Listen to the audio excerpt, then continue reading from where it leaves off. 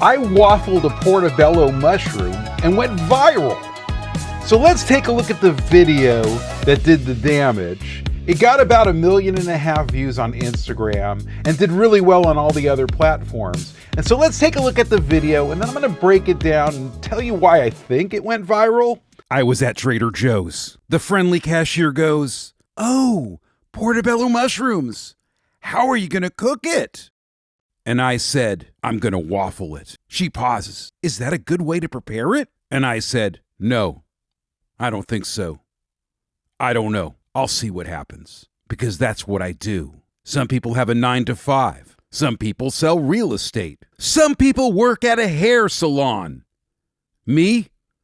I jam things into a mini waffle maker.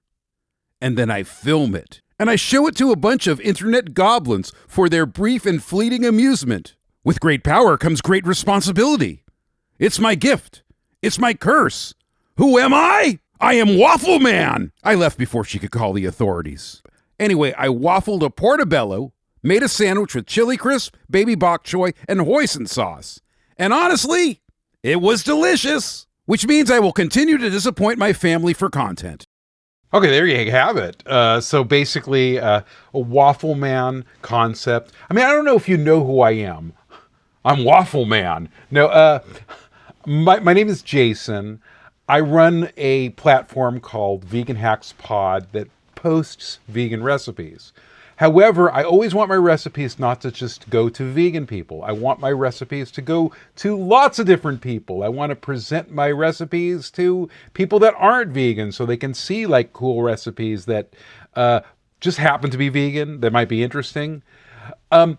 First of all, I feel like beyond the waffling and beyond the Spider-Man superhero vibe, this video actually solves a problem.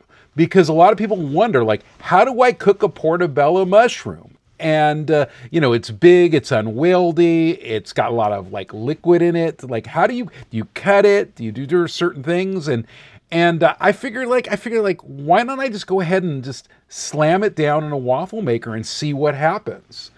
And I do a lot of let's say waffle content, which is fun and enjoyable, but also kind of a curse. I like waffle content because it makes people wait till the very end to see the results. And then also it's kind of unique and it's universal. I've kind of popularized, I didn't invent, but I popularized the use of a mini waffle maker for social media. So when you see a lot of people pulling out a mini waffle maker, I might be somewhat responsible for that person doing that because I made a lot of videos. I've been making waffle videos for the last 5 years. Anyway, let's go ahead and look at the video and I can explain why I made certain choices. And first of all, when I do these videos, they're based on a story. And this actually literally happened. I was at Trader Joe's getting a portobello mushroom that I was going to waffle. I had an idea let me go and see what happens if I waffle portobello mushroom. The clerk, the person ringing me up asked me "Oh, that portobello mushrooms, how are you going to cook them?" And I honestly said, "I'm going to waffle them." This conversation actually literally took place. And sometimes the best comedic, funny, bizarre things happen for a reason. And it happened and it was funny. And I had a totally different idea of how the video was going to be when I went ahead and bought the portobello. I did shoot me grabbing the portobello and doing certain things. But then I realized that this conversation needed to be part of the story. And the idea that I was this kind of misguided, kind of cursed superhero type person that just waffles things indiscriminately. The storyline makes people want to view this and watch the video and go through it as well. So let's go through it as from beginning to end. So what I do is I go ahead and I write a storyline. Then I cut the images to the story. But I had shot some things, and it's kind of funny. It was all kind of a coincidence too. I had like a hood on, so I kind of had a little superhero vibe visually. But that was sort of an accident. I was at Trader Joe's.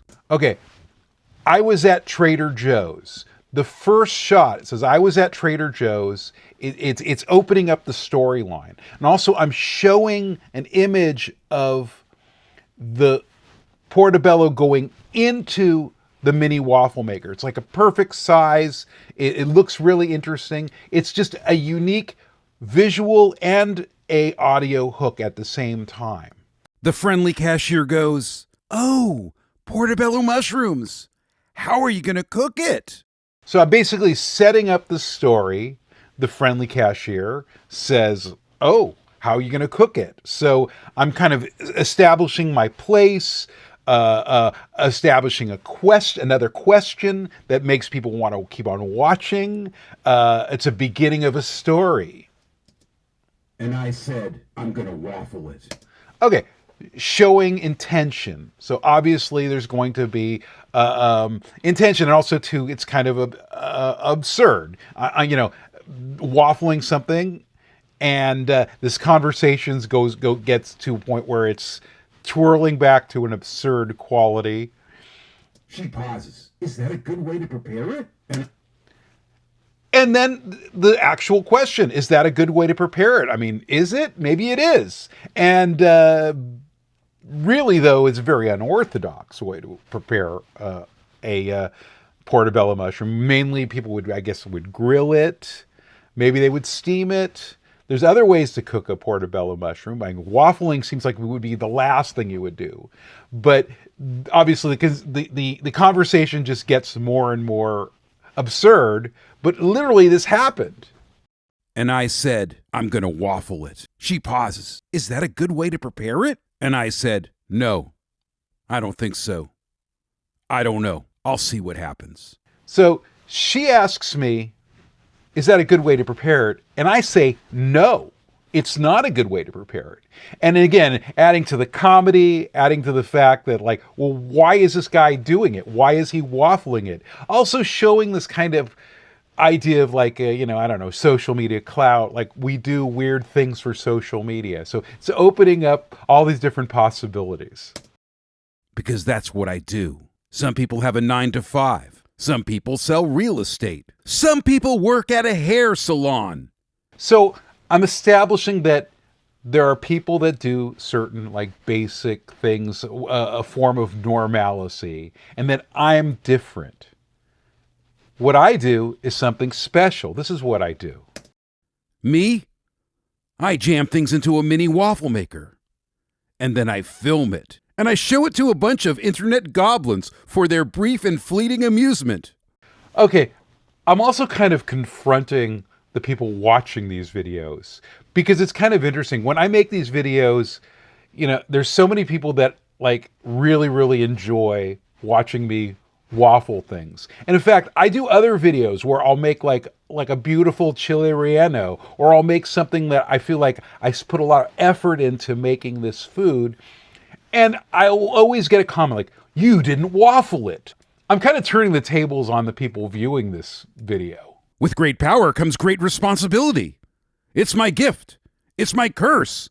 Who am I? I am Waffle Man. I left before she could call the authorities. So I basically stole that from Spider-Man, but the idea that, I'm some kind of strange superhero that waffles things. I do feel like that's sort of maybe even the climax of this thing. And also, I've put people in a situation where I'm having this conversation with the store clerk, and I just I'm getting more and more animated with my voice, and I get more excited, and so I feel like storytelling wise and the visuals of this actually have really brought up the stakes of what's happening. Waffling a portobello mushroom successfully, looking at it. So not only the story climaxes, but visually the recipe climaxes in a result, a positive result where I actually made something that looks interesting. And then I bring the recipe in about what I did. And I feel like also too, when you make recipes online, you want the food to look good. And I was lucky, I went ahead and I made this sandwich, I had some brioche. I feel like I was very lucky. I had this nice ciabatta bread, and then I had this concept where it was kind of like a Chinese bun vibe, where I used hoisin sauce, I used the portobello, I had some baby bok choy, and I put some Laogan Ma chili crisp in, and it actually really worked well together once I jammed everything together. I feel like visually it looks like a delicious sandwich. So the success works both visually, both humor, storyline, and actually I made a tasty, delicious looking food. And then we watch the ending here. Anyway, I waffled a portobello, made a sandwich with chili crisp, baby bok choy, and hoisin sauce. And honestly, it was delicious. Which means I will continue to disappoint my family for content. I got a lot of new followers from it. I feel like it's a very cool, successful video.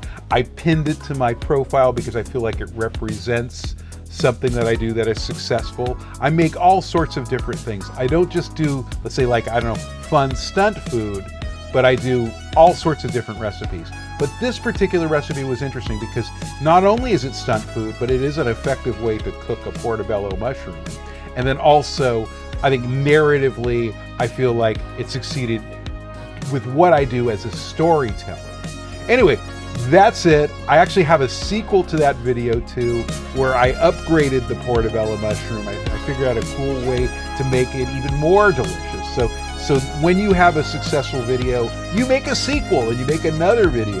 So anyway, thanks for watching. Take a look at my long form content, take a look at my short form content. Please subscribe. I'm trying to build this channel so I can make more cool content. Thank you.